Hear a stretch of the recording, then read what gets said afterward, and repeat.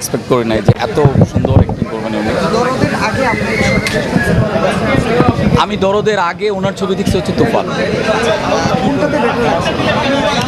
এইটা যদি আপনি মাপকাঠি করেন যে এইটা ভালো লেগেছে বেশি এটা মাপকাঠি করাটা একটু ডিফিকাল্ট, তবে দরদে অ্যাক্টিংয়ের জায়গাটা অনেক বেটার ছিল ইন এ সেন্স যে এটা তো ডুয়েল পার্সোনালিটি ক্যারেক্টার, সো ওই চেঞ্জগুলো আমার কাছে খুব ভালো লাগছে। সিনেমাটার কোন অংশটা আপনার সবথেকে বেশি আপনার ভালো লাগছে নির্মাতার দৃষ্টিকোণ থেকে? কোন অংশটা? মানে কোন ব্যাপারটা আসলে সিনেমাটা? না, আমি তো সিনেমা দেখতে আসছি এখানে, দেখেন এটা তো বিনোদনের জন্য আসছি। সো আমি ক্রিটিক হিসাবে সিনেমা দেখি নাই যে কোনটা ভালো লাগছে কোনটা খারাপ লাগছে, ওটা আমি ওইভাবে দেখি নাই। আমার কাছে পুরোটাই ভালো লাগছে, কারণ আমি ওই ক্রিটিসিজমের জায়গা থেকে দেখি নাই।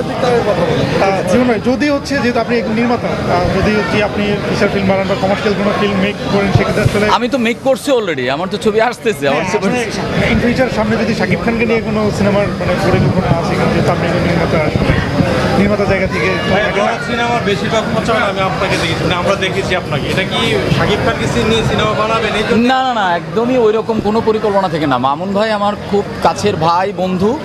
ওই জায়গা থেকে আমার মানে আমি শুধু এইটা না, মামুন ভাইয়ের জন্য না, মানে এমনিও তো আমার যতটুকু কন্ট্রিবিউশন দরকার আমি সেটা তো করি। তো মামুন ভাইয়ের ক্ষেত্রে হয়তো একটু বেশি, কারণ হচ্ছে যে আমার ছবি চক্কর আসতেছে, নেক্সট কোনো একটা ফেস্টিভ্যালে আসবে, তো এইটার ডিস্ট্রিবিউটর মামুন ভাই। সো তার সাথে আমার সম্পর্কটা অনেক এই ব্যবসায়িক কাজেই হয়তো একটু বেশি ডিপ, এই কারণেই হয়তো হবে। ভাই, আপনার সিনেমাটা কি এই বছর আসবে কিনা কোনো ফেস্টিভ্যালে?